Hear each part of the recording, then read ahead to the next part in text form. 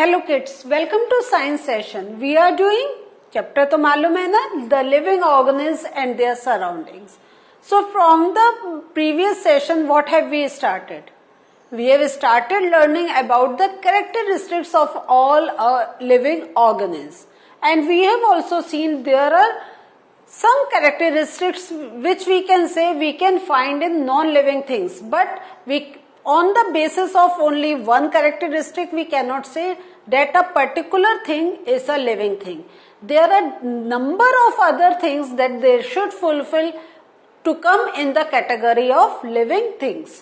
So ये हमारा process of learning है और उसमें हमने different aspects भी देखे थे, like the growth, the respiration part, the breathing part, intake of food, reproduction, number of things we have seen when we are talking about the living organism. और अब हमें बहुत ज्यादा क्लियर हो गया है, because car and bus can move, we cannot categorize it to be a living thing because it doesn't respond to stimuli, it doesn't show any growth, it doesn't need any food. हाँ, हम petrol diesel डालते हैं, but it is like a fuel. Okay, but other aspects it is not showing that are also very important for the living organism to show. So moving further, जैसा मैंने कहा था, we are going to learn in different parts. तो today I am taking the second part of this subtopic जिसमें we are talking about characteristics of living beings. So इससे पहले में we have seen about the respiration process के, और respiration में भी we have learned about कि breathing जो होती है is and respiration though they are a bit different but they are related to each other.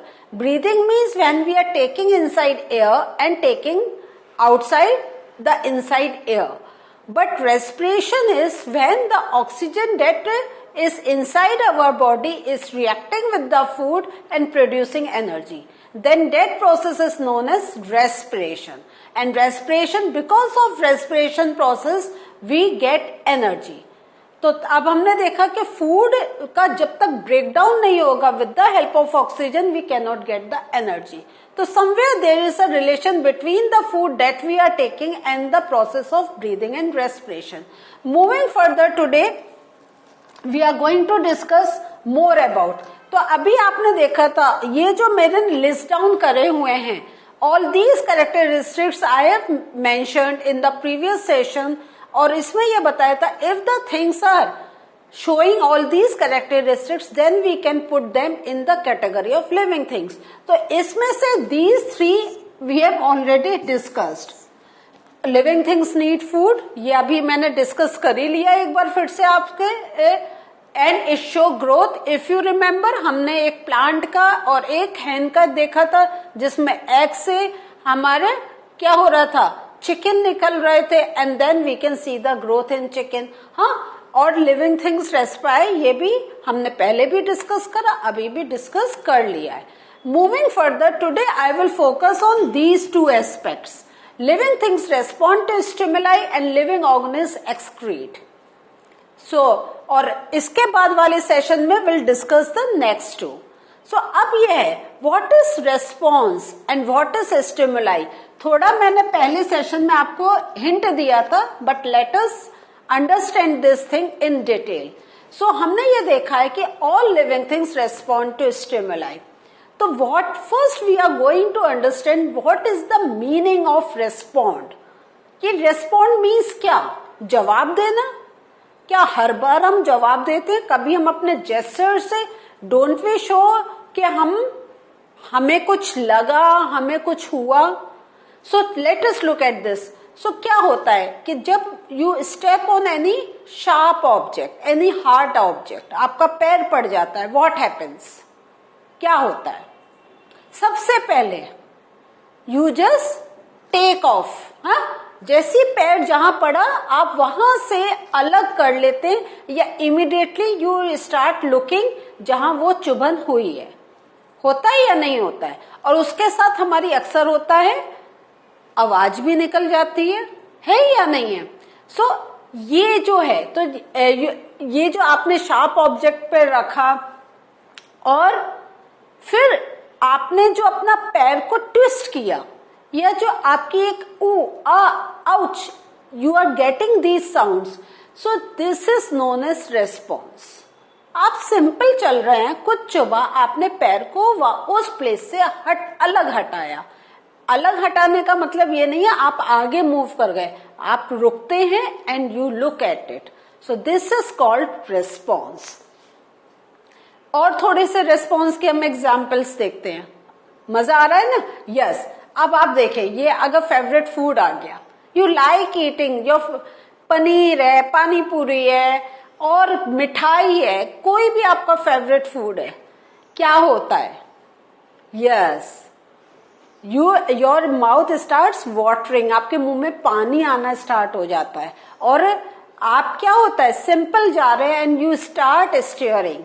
बच्चों को आइसक्रीम खानी पसंद है, हाँ, और कहीं आपको वैसे आइसक्रीम की शॉप को इतना नहीं, लेकिन किसी को खाते देख लेंगे, then there will be more temptation, you keep staring at that person कि वो खा रहा है, why I am not eating, I should also eat it, तो and your mouth starts watering. तो this, when your mouth is starting watering, this means you are showing response. Okay, अब जैसे from dark place you are moving to a very lighted place, जैसे आप बहुत एक dark room में हैं, अचानक आपको एकदम बाहर आना पड़ रहा है, धूप तेज है, what will happen to your eyes?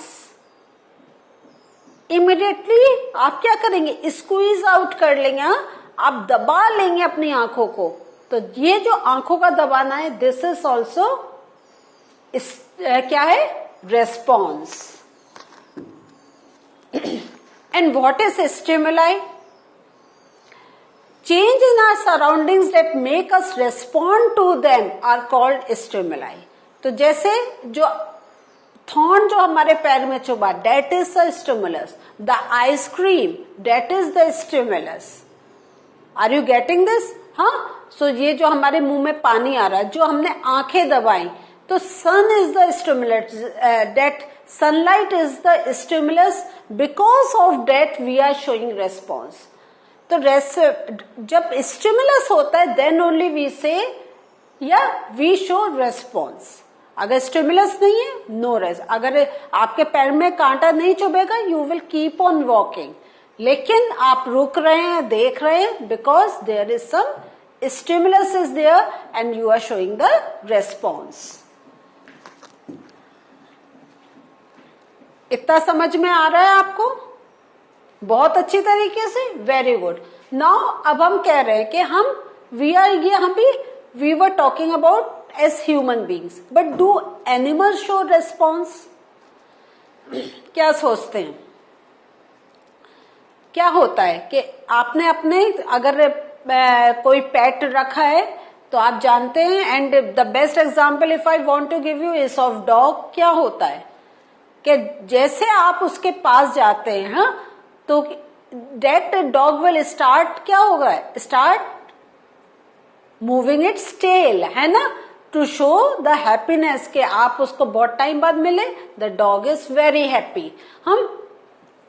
अब कोई बर्ड है, आप बर्ड बैठी हुई है, have you ever seen if you are walking towards the bird, that bird, what the bird will do?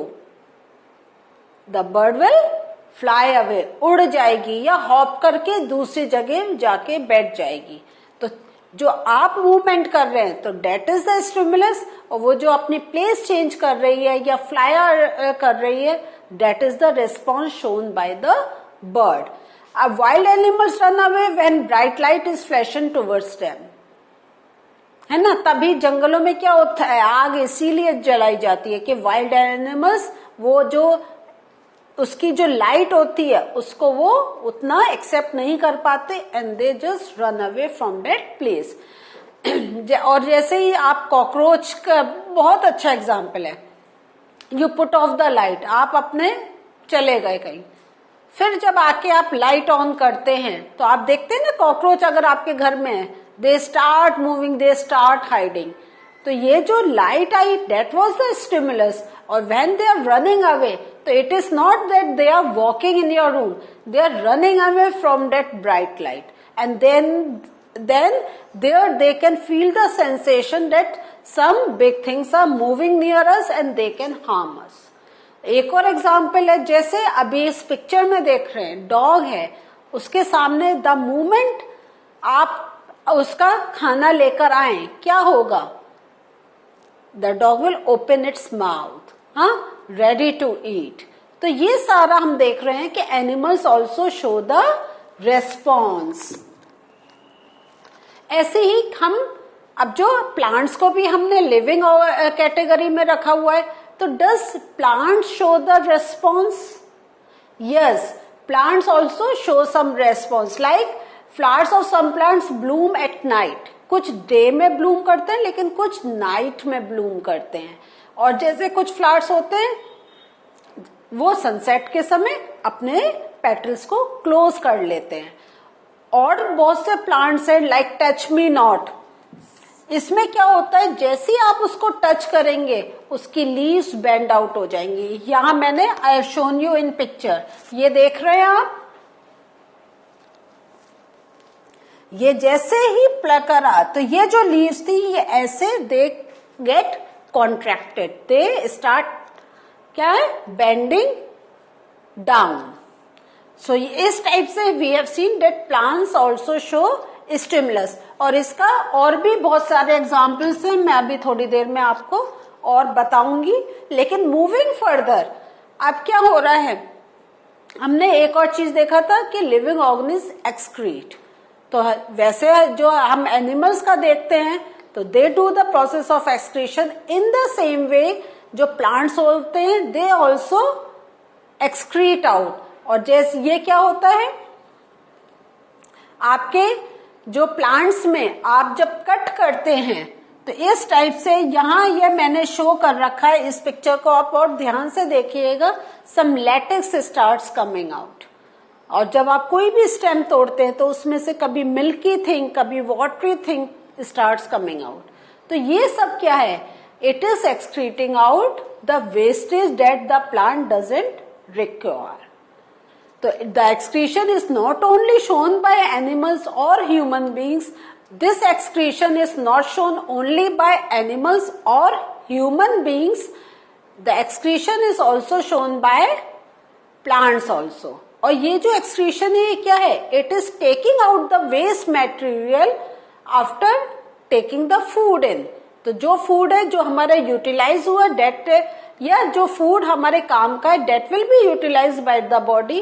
But the things that are not useful for our body, we just take it out from our body. So if we want to discuss the proper definition of excretion, the definition will go in this way. The process of getting rid of these waste by the living organism is known as excretion. So this is the process of getting rid of waste जो हमारे body को नहीं चाहिए. And if we are keeping inside, this means some or the other way, क्या होगा, it will harm the body, है ना. जैसे हम घर में भी क्या होता है, we prepare vegetables, we bring vegetables, we bring fruits, लेकिन जो उसका एक part we use but the other part we don't use, तो क्या होता है, we throw it away. हम पहले घर में कलेक्ट करते, उसके बाद डेली मॉर्निंग में उसको अपने घर से बाहर कर देते हैं. Because if we are keeping for long time, क्या होता है, बैड स्मेल स्टार्ट्स कमिंग ना.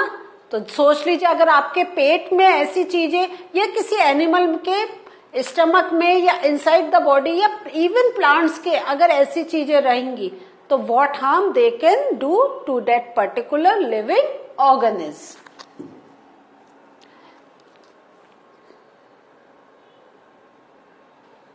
सो इसी को जो हमने प्लांट्स का करा, इसको थोड़ा सा और डिटेल में हम लोग देख लेते हैं. सम हार्मफुल और poisonous materials are produce in plants as waste. Some plants store the waste product within their parts. They do not harm the plant as a whole. ये एक और बहुत इंपॉर्टेंट चीज है कि यहाँ जो है अभी हमने जो डिस्कस करा था कि because they can cause harm, तो वी क्या होता है, वी टेक देम आउट। लेकिन कुछ ऐसी चीजें हैं वो उसको अपने अंदर ही रखते हैं, विद इन देयर पार्ट्स, और वो उनको हार्म भी नहीं करते। And some plants remove waste products as secretions.